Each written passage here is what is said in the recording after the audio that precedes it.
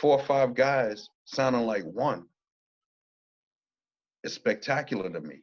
They're doing a better job than most people now going into the studio as a single person. Right. But it was amazing to me, and I think that brought out the influence for me to always come behind AJ. And when he would say something like, "I'm the amazing Juice," I would come behind him and be like, "I'm the amazing Juice." And then I started to work with like the voice tones. How do I bring it in and tighten it up so that it just sounds like it's right in the gun? And through the years and practicing, you know, it's not something that he really ever picked up too much doing behind me.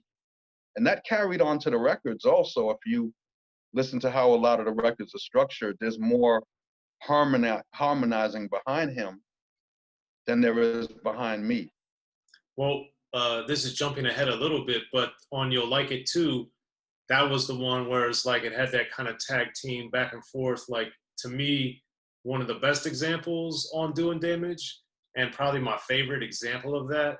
And when you and I were meeting, you know, decades ago and all this stuff, that was one I always remember thinking, like when you were telling me about the Cold Crush, I was like, oh, You'll Like It Too is the one that really, to me, had that type of like vocal mastery of back and forth and, you know, back to back, you know. So for you, did you feel that same way? And what did you feel about when you guys were making You'll Like It Too? The funny thing about You Like It Too, right, is that that was a record that while we were in the studio, we had for so many years, Kurt had become so nice as a DJ as a kid. Just catching these records back and forth, learning how to do tricks and all sorts of stuff. And we did that so many times growing up and so many days growing up to go ahead and like get ourselves polished, ready for any instances that when we recorded Doing Damage, we're already like about 6 or 7 songs in. And we started talking. And even before deciding to do all the posse cuts and all of that stuff that people would do, we said, you know, why don't we have something on here that we bring the turntables into the studio and we just run it live?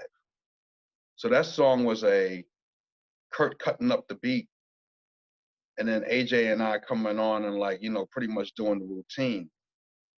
The reason that the routine was so tight again was because when that routine was written, me and AJ, we practiced that routine literally.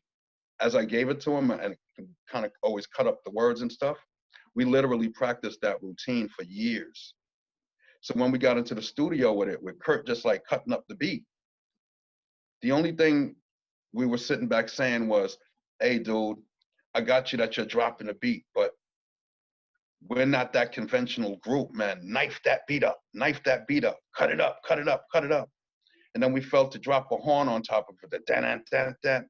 But you're hearing cut like kind of like slicing, and then with the help of the great Charlie Murata at the time with the compressions of it, the airiness, we felt like, you know, let's jump on this thing. And to be honest with you, man, we recorded that song about 2:30 in the morning one night.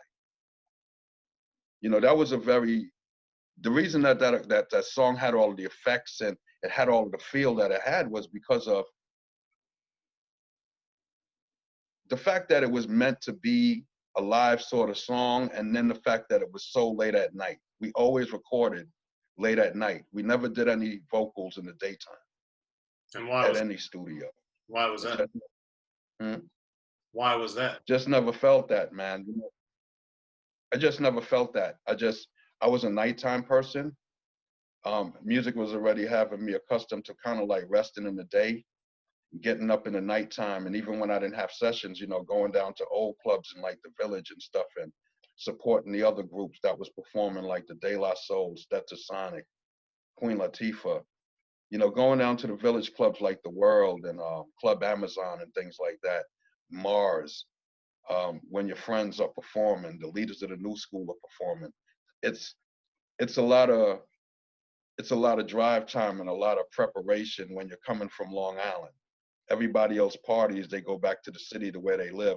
You have to drive all the way back out to the island about an hour. So back then, you know, the life of an entertainer was, you know, it's like you're kind of sleeping in the day and you're getting up around 6, 7 o'clock in slow motion, and by 8, 9, 10 o'clock, you're hitting the streets to get back down to the next club. So um, I would always freestyle, or if I was going down to the club with the guys, we would always freestyle in the car going down. That was one of the biggest things. And that would always take place and occur at nighttime. So, you know, we'd get our food, we'd have our drinks and stuff like that, and we'd hit the studio, man, and we'd decide, you know what, we're gonna put in about 11 o'clock to like 3 in the morning up in here. We're gonna come out of here with a song finished. And that's how we just always did it. Okay. I tried to do songs in the daytime before, but I don't like it. I personally don't like it. I'm a night person. Gotcha. So back to B-Boy, when you guys had sent out the demo or the new school session, I guess technically, did like what labels did you send it to, and was B-Boy the only one that responded? Yeah, to be honest with you, B-Boy was the only label that responded. We sent it out to the Def Jams at the time. We sent it out to, I believe it was the Tommy Boys. We sent it out to the Electras. All of the popular labels back at that time. It's just that prior to Strong Island, I don't believe that. I believe that I know for fact that Public Enemy has gone ahead and they've created, like, you know, the biggest movement for Long Island hip hop. They were the group that was first coming out with the ability to sell out a whole stadium. They were serious business. One of my favorite groups to this day, too. But at that time, prior to Strong Island coming out, labels weren't really paying attention to Long Island. See, again, you know, I mean, you and I have had this discussion. You know, hip hop was structured different for a very long time. New York City monopolized hip hop for a very long time. Long Island was falling victim to the same things that other places were falling victim to. If you don't come from the city, oh, you're not a real rapper. To this day, Queens and Brooklyn doesn't want to say, hey, geographically they're attached to Long Island. So we take it. But just like a LA, a California, I should say, a Midwest, Long Island had to turn around and, like, talent-wise, prove that they're capable of holding their slice of the pie up in the air. You understand? It's that everything was in the city. And when you're coming from these suburbs where there's houses, the whole thought process is that you haven't lived this rough life, so what have you really seen urban-wise? So Long Island was shunned. Yeah.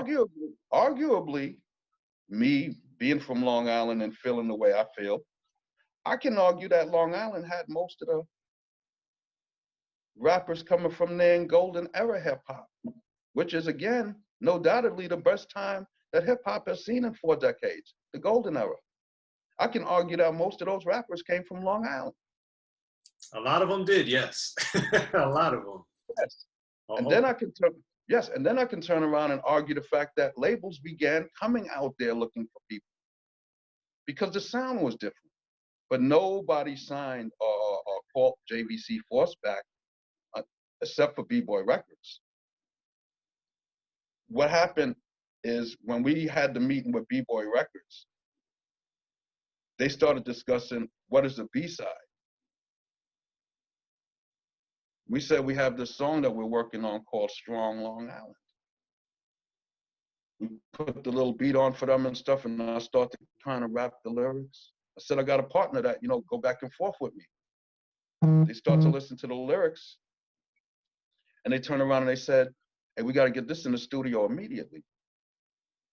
So now, you know, contact AJ, and the story gets good because, you know, hey, yeah, we're jumping in the studio. We're going to record Strong Island.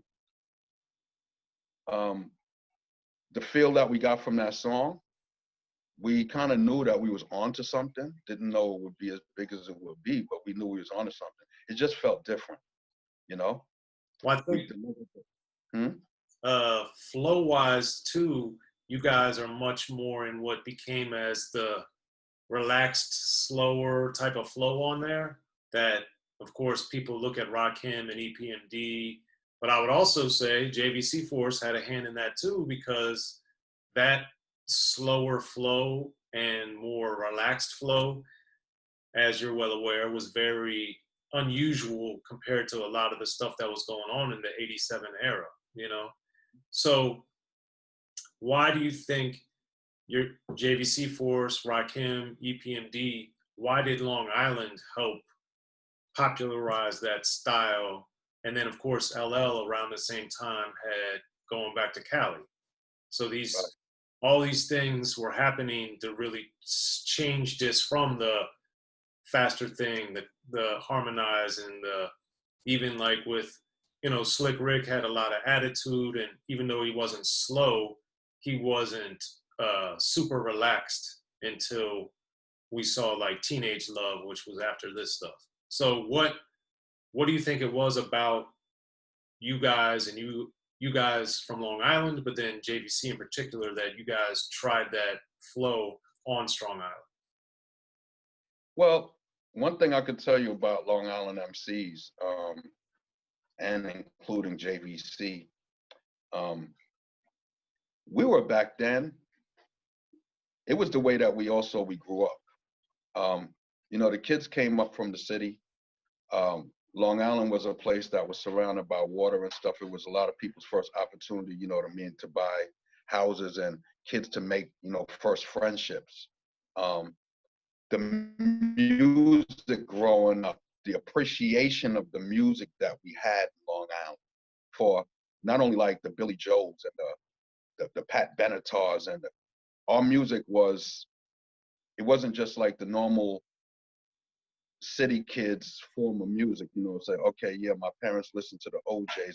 We listened to a whole rounded diversity of music. We appreciated a lot.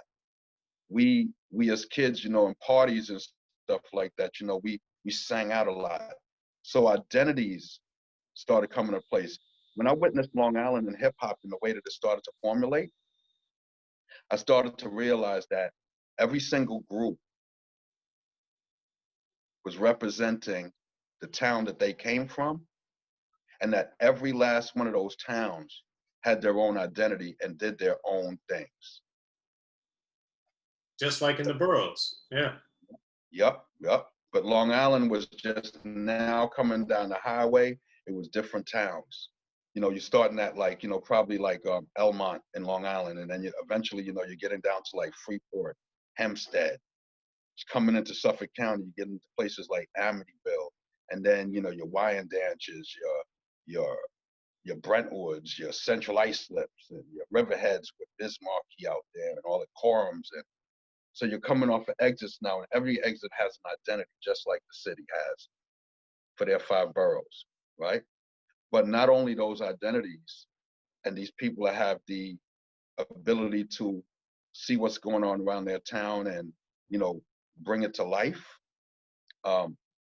It's the passion that they had. And when they started creating the music and making the music, and one thing that I've always witnessed, like from like De La Soul, is like the amount of practice and perfection demanded.